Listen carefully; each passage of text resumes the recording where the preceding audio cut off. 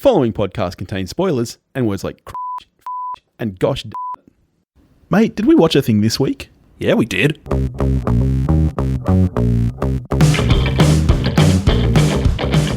Hello everybody and welcome back to We Watched a Thing. I'm Billy and with me this week is my beautiful wife Noosk again because Toph is still slacking off. How you doing, Noosk? I'm good, thank you. Got your sake there? Yes, I do. You didn't want to do this with me again, did you? I was happy to do it again. I'm not happy about the movie that you made me watch. Let's just say it up front. That's not fair. We had a lovely date night last night. I thought it would be fun to watch a little romantic comedy. So we did check out the brand new Netflix original, Holidate, which is a 2020 American romantic comedy holiday film, which quite frankly is not that romantic, barely comedic, and not that holiday focused, really. Directed by John Whitesell from a screenplay by Tiffany Paulsen. It stars Emma Roberts, Luke Bracey, Jake Manley, Jessica Capshaw, Andrew Bachelor, Francis Fisher, Manish Dayal, and Kristin Chenoweth. And what is it about, Noosk? It is about a woman who is single and how she shouldn't be. You said it's not about holidays. Well, it's not about Christmas specifically. It's a bit strange that it's come out as a Christmas movie when it's all-encompassing of all the holidays. Yeah, I did always suspect that Netflix had no faith in this movie releasing a holiday movie at the end of October. Yeah. Yeah, well, they released it around Halloween, and it is a horror show, so that's fair. Good on Netflix. Good call. All right, so let's get into it then. Well, my notes progressively get worse and worse because we were also checking the time constantly to see how long it had left. Sign of a great film. Yeah, yeah. It is only an hour 40, by the way, but it feels a lot longer. Felt endless. Okay, so here's the thing.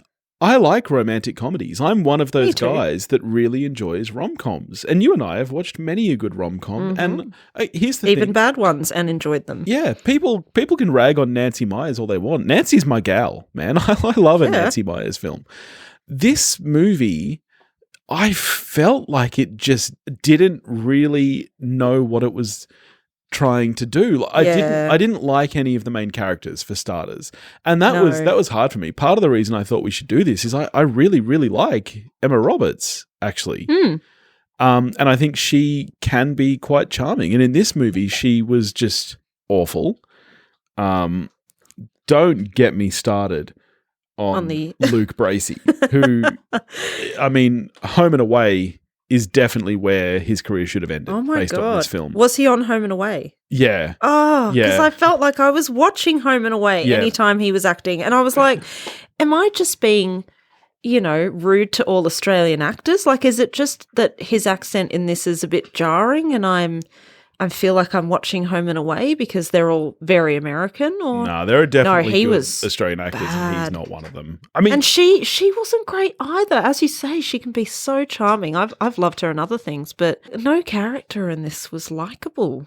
No, yeah. And I wanted to feel sorry for her, but I didn't. You and I have both been out of the dating scene for a long time.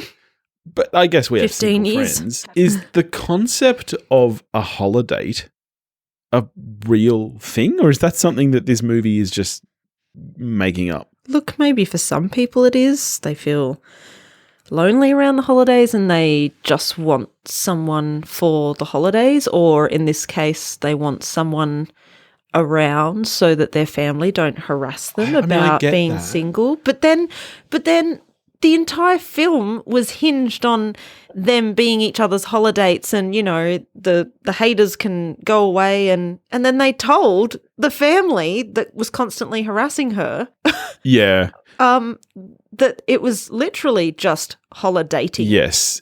So they continued to harass her and I was like, okay, great. Here is one of my big beefs with the movie, and I have several big beefs. My first is that I didn't understand the concept. If the idea behind a holiday is to get your family off your back at the holidays, Isn't tell them. isn't the idea that you just lie and be like, oh yeah, this is my date? Yes. Why would you then say, oh, I don't really know this guy, I'm just like, and just get your family on your back even more? Yes. I did not understand that. Well, then the mum was telling them to, just try have sex and you never know where it will lead you. And then they were joking about going to have sex and she was like, oh, you think you're funny? And I'm like, what? Yeah. This doesn't make any sense. No, because my second big beef with the film is that, firstly, he really has no need and no motivation for a holiday at all. His family is in Australia. They make it very obvious why she needs one, but he's the one who pushes for it. Yeah. And there's no reason as to why he needs one. He hooks up all the time with, I don't know, what he was, a secretary or something, he said. I don't know, some rando. Oh, I was tuning out. And mate, if you don't want a date for the holidays, if you don't want the hassle of women, just don't do it, mate. Like, you're here on your own. You seemingly have zero friends anyway. Just, I don't know, do whatever you want on the holidays. No, buddy. come on now. He had the token black friend. Oh, that's right. That was another trope that we just did again. Yeah. And my other really big beef with the film, not only does he have no friends, she has no friends either. And I don't understand why. Like, if you're going to be upfront about, she's telling her family this guy's not even a friend. This is just some rando. Just bring a fucking friend to Christmas dinner if you want. Like, I just don't understand how... It wasn't based in reality, that's for sure. No one's likable. No one is likable. That too. Let's circle back though, because you just said you don't want the hassle of women for the holidays. What's that about, Billy? No, not me. I'm saying this guy. Like, supposedly that was his motivation, was that he didn't want the hassle of dating at the holidays. Yeah. And it's like, why can't you do that without a holiday? Like, you are a free man. You don't even have family here to impress or anything. You don't seem to need to go to a Christmas gathering. Just don't. But just do whatever you want. Go to a Chinese restaurant. That's what I would do if I was single at Christmas. Yeah. I was so disappointed in this film. From the get-go, it was like, oh, great. Another movie about how she's single and, oh, it's sad for her. She's single. Why aren't you married yet? I was like, seriously? And then it wasn't that she could be single by choice. She had to be a bitter and wronged woman. And her family were constantly at her, which I suppose, still happens. But she was bitter and disappointed that she wasn't with someone, but an entire year of holidates goes by and they obviously fall in love with each other and they can't tell each other because they're both so hurt. And I'm like, are you though? Like, you guys have had some pretty intimate moments with each other and what you can't say because of... that brings me to my largest beef with the film. Of my several beefs, this is my biggest beef, is that, this movie could have done something interesting. At one point, it brings up the concept of rom-coms and how they're dodgy because there's always, no real reason for these people not to get together. And, they have a full discussion about that. That's exactly what this movie is, like, to the nth degree. Like, this is the worst example of these people having zero reason to not just get together, to not even try date. There's no explanation for why they don't do that at all. And not only is there no explanation, there's no logical reason. It doesn't make sense. So I just don't even understand why they bring up that conversation about the rom-com. If you're not going to spin that on its head and maybe use that as a point of difference, why do you bring it up? Because all you're doing is drawing attention to how bad this movie is. Now, I think you're being unfair because she did make a huge speech at the mall at the end. I've never seen that before. No, it's never been done. And she clearly explained what's happening. And my favourite line where I finally burst out laughing and I was like, we'll come to that. No, I didn't. At this movie. I snickered once. You laughed at this movie. You found it hilarious. I snickered once. I burst out laughing at this point when she said, I thought I wanted a holiday, but all I wanted was you. Yeah. On all the holidays. and weekends and even weekdays, maybe. I was like, what? And then this is where I really burst out laughing. We both laughed at this point. Santa at the mall was crying. Yes, that was, and completely, that was brilliant. Completely unironically was the worst thing about it. It's not like they cut to like some Santa like sobbing or anything, you know. It's not like they tried to make a joke out of it. They just cut to this mall Santa with a single tear rolling down his cheek as he slowly wiped it away, and it's like, mate, you have lost touch with the common man. This is not what this movie is. Well, that's the problem with the whole movie, is that it feels like all of it should be ironic because it plays on so many things that have been done time and time again. And like, seriously, we're still doing it in 2020. Like, we have the hysterical woman at the start who, you didn't get me a present. And, you know, I said I didn't want a present, but I didn't mean it. Like, and, you know, she's single and she's upset. And, you know, he's just some player who's been wronged. Oh, my God, it was so boring. Sorry, I just don't have anything good to say. Men are pretty dumb though. In that, in his introductory scene where he's telling this girl he doesn't want to be with her, and then she starts blowing him, so he's like, "Oh, okay." Yeah, like, but again, mate, like, you're dumb. What? No, that brings up massive issues of consent, and like it just plays on the fact that no, men are idiots. Men just like sex, and well, I mean, we do. If you just give it to them, they'll shut up. Yeah. You have nothing to say there. It was problematic. The mother from Titanic was being true to form, marrying her daughter off at the first chance. That's true. Maybe this is like a weird spiritual sequel to Titanic. That makes me like this movie so much more, that maybe that's the connection here. No. Is that like Rose DeWitt Bukater's mother has like transcended time and space. I like that. She says to her daughter when she's talking about the reckless aunt who is still single at her age, God forbid, she says she's going to die alone in a diaper and a wheelchair. Is that what you want? That was an actual line in this film. And I was like, if you're married for 50 years to someone, you know that can still happen, right? You can die alone in a diaper and a wheelchair. Yeah, well, because we never saw Emma Roberts' dad. Was he dead, or had he left her or something? Oh, that was never covered. And I thought, okay, is this why the mum is so bitter? Yeah, bitter in particular about, you know, you're just a train wreck, darling. You need to explain it. Well, yeah, explain it. Like, anyway, but her whole family was at her, and then at the end, that's the turning point for Emma Roberts' character, which I can't even remember her name. I don't remember any of their names. But her turning point is her family saying to her, your personal life is always a train wreck, you know, and it impacts on their holidays. And I'm like, well, you're the ones bringing it up. Yeah. You're the ones constantly at her for being single. Like, she didn't mention it. So let's talk about the filmmaking then. Oh. So why was there a map? Where did the map come into it? It never came back. Yes, structurally, I feel like there's many problems with this film from the get-go. I think the screenplay is weak to begin with. I think directorially there are some interesting choices. As you say, that the map that comes up, I was confused at first, and I actually said to you, okay, so she's in Chicago, where is he? It was just different suburbs of Chicago. He's in Chicago, just a different suburb. I'm like, oh, that's not that interesting. Why did we need to show a map and zoom out and in on the map to and it never comes show back. That? Yeah, it never comes back. I didn't understand that. To me, if you're using a map, it's to show distance. You would never bring up a map in a film or possibly to show that, you know, just one suburb over, this same thing was happening. I guess. I feel like you could do that in a more effective way. Like what you could do is maybe zoom out her window. Yeah, and just do or just not do it because it didn't fucking matter. Yeah, like, sorry. No. It didn't fucking matter. But and then I kind of understand on the color palette of the film. I get that. Oh, I mentioned that to you, and if I've noticed that, I'm not a film person. I get that it's a, in quotation marks, holiday film. But the coloring of the film is very oversaturated, very contrasty, very really trying to highlight those vibrant colors. But for me, all it does is kind of kill that. Just a couple of weeks ago, you didn't watch it with me because I don't know what you were doing, but I did Hubie Halloween on the show with our mate Sam from Movie Reviews in 20 Qs.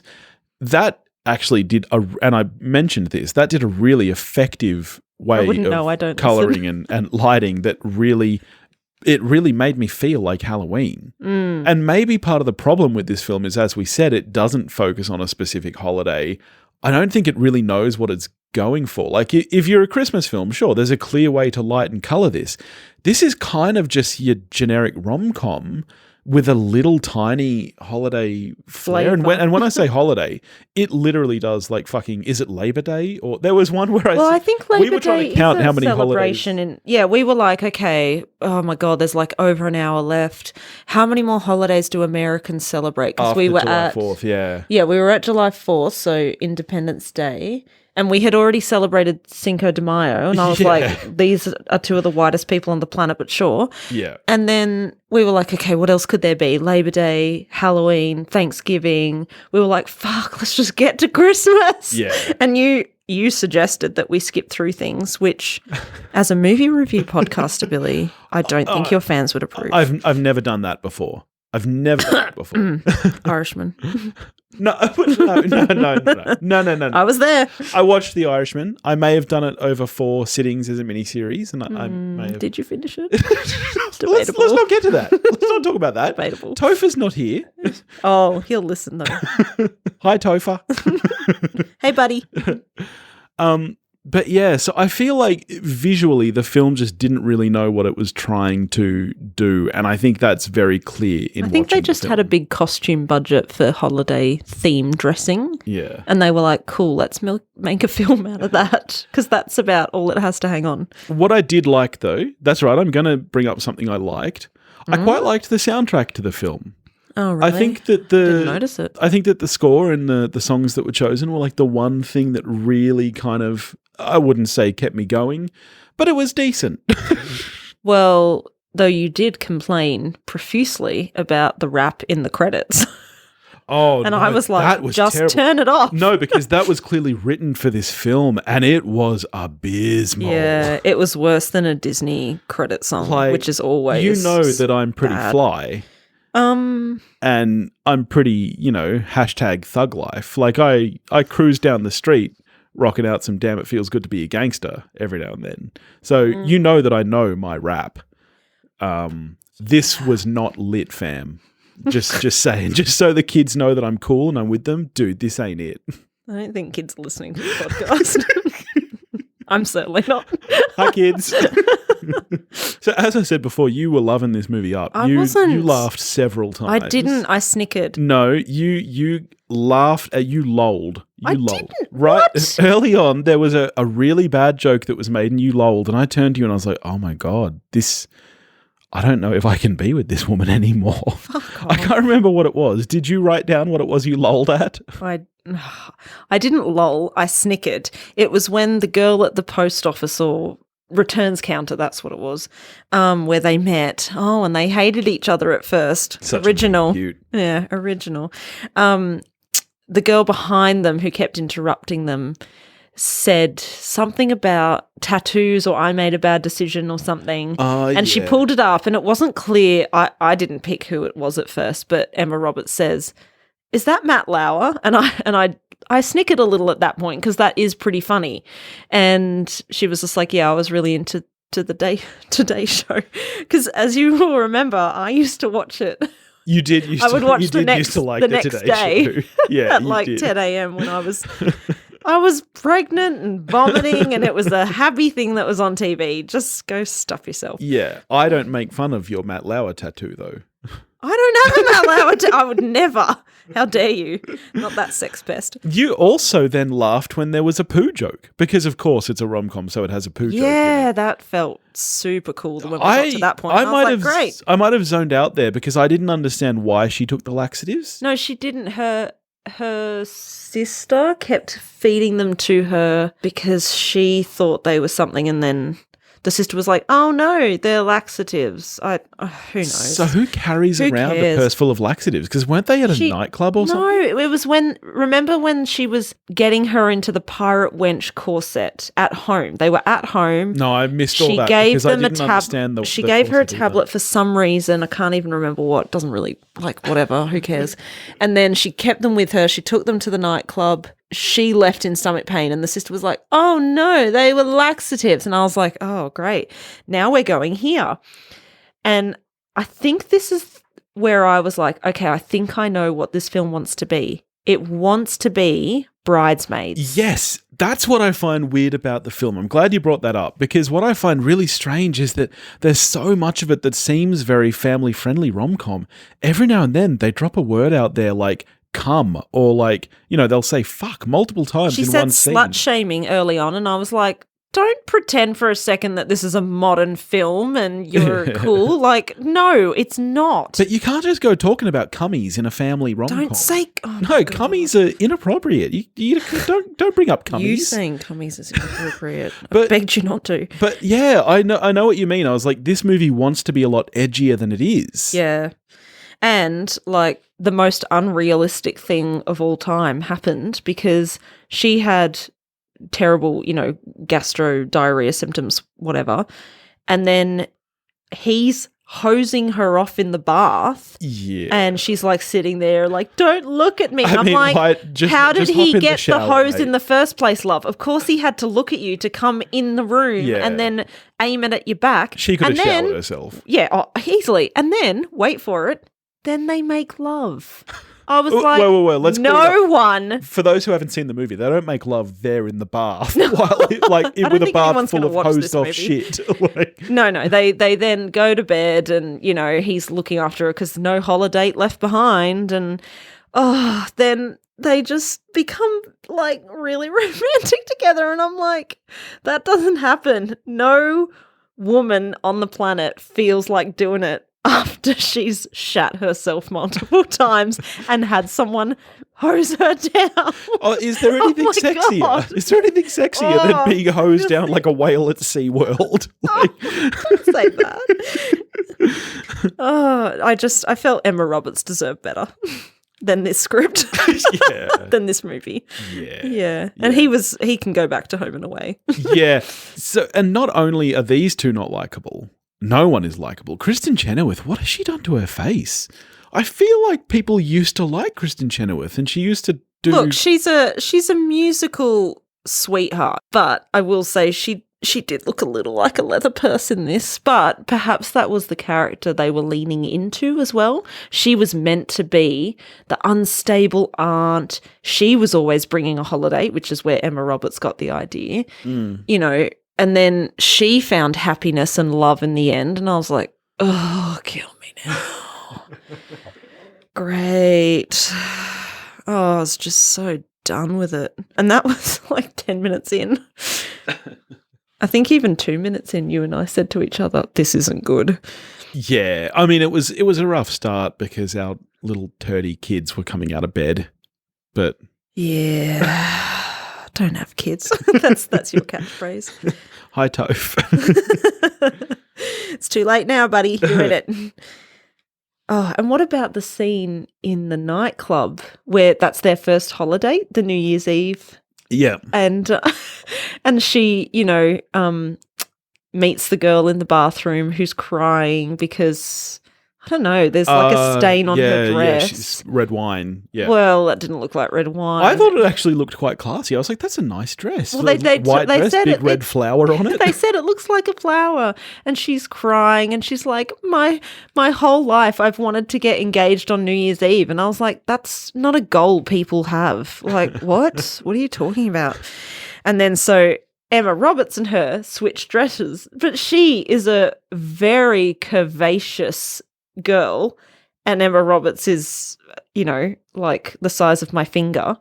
Where are her organs in her body? No one knows. And I was like, there is no way those dresses fit those two people. But, you know, she dances in it. She has the big dirty dancing moment with him where he lifts her up, and then you hear a rip and he looks down and you have to assume her boobs are out or whatever, and it's mortifying. But then the very next scene where they're icing themselves after falling over, her dress isn't ripped. Yeah, I was confused about the that. basic continuity is really bad. I was wondering if maybe it just like slid down or something, but they do No, they add a rip sound They had effect. a very, very loud ripping sound. They were super into their special effects in this movie. Sound effects. And remember the phones when they were on the phone to each other, video chatting each other? Yeah. And so we had to do the two side-by-side, phone screens. And I was like, cool. Yeah, that was pointless. That whole thing has become a new filmmaking technique that I'm not a big fan of. And I get that, now that instant messaging has become such a huge thing, I get it. There needs to be some way to visualize that on screen. I just don't love the way it's often done, and it's not necessary to the film. Well, yeah, that's true. At all. Yeah. And then this was my favourite part of the film, when you and I got confused about whether yams and sweet potatoes are the same thing. Oh, yeah. And so we needed to look it up. Yeah, so I looked that up. That's actually really interesting. I forgot to explain the end result of that to you. I thought that's what Americans called sweet potatoes. Yeah, so forgive me if I'm wrong, Americans, because I'm not American. I don't know if you can tell that from my voice and stuff. I'm not American.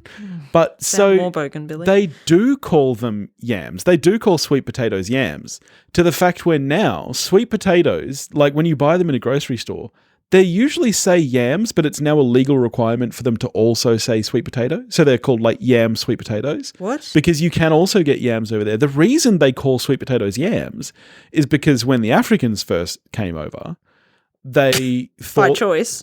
Came over. They thought the sweet potatoes looked like yams, which is an African vegetable, which is similar to a sweet potato, but kind of barkier and larger. Oh, okay. And so you can get those in the States as well. They taste very, very different though, which is why she specifies sweet potatoes, not yams. Yeah. Because if she just said yams, they probably would have bought sweet potatoes because that's what American calls sweet potatoes. But they're wrong. Oh, that film just gave so much to us. It did. I liked that. I liked the distraction for a second about where we had to discover what yams were. As you can hear, I spent quite a long time reading about sweet potatoes. And I was intrigued because I didn't want to focus on the screen. Oh, and hang on. Can we just talk about as well where he starts describing her features? That's his moment where he becomes vulnerable. Yeah, it's like the old winner date with Tat. You have 10 smiles. Okay, my notes are he starts describing her features, those lips that just want to be kissed. Something about her thighs, I think. And then I wrote, we are officially in you have 10 smiles territory. Yeah. And that's not a good thing. No, the difference is that Win a Date with Dad Hamilton absolutely rocks. I love that movie. But it's not good. That thing is so overdone. Very overdone by this point, people. Yeah. It was shit.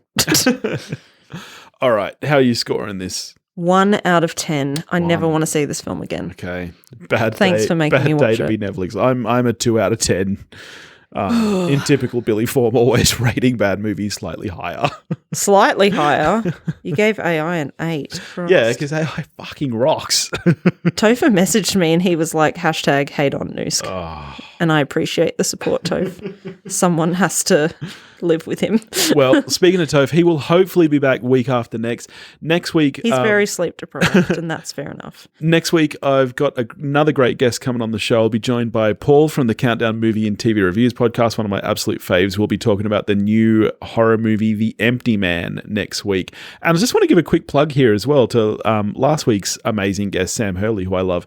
He has just written and published his first novel. Whoa. Called Compliance. Yeah, so good on you, Sam. You can pick it up on Amazon, and there is a small print run that he's doing in New Zealand. I think that will be coming to other countries too. I've got a copy on its way. That's amazing. So yeah, go check that out. Just look up. Doesn't he have a baby term too? He does have a baby, but unlike Topher, he's not a little crybaby about it. Well, that's harsh. So you can, follow him on Twitter at Movie Reviews In, and you'll be able to find him there. And hopefully, I'm sure he'll put up there where you can get a copy of his book. But you should definitely check that out. All right. That's it. In the meantime, if you want to get in touch with us, you can do that at wewatchedathing.com or wewatchedathing@gmail.com. You can find us on Facebook, Instagram, and Twitter, all under the handle at wewatchedathing. If you want to help support the show, you can do that at patreon.com/wewatchedathing, and I'll catch you next week. What does Topher always say to someone? Go watch a movie. Go watch a movie. I'm stealing that.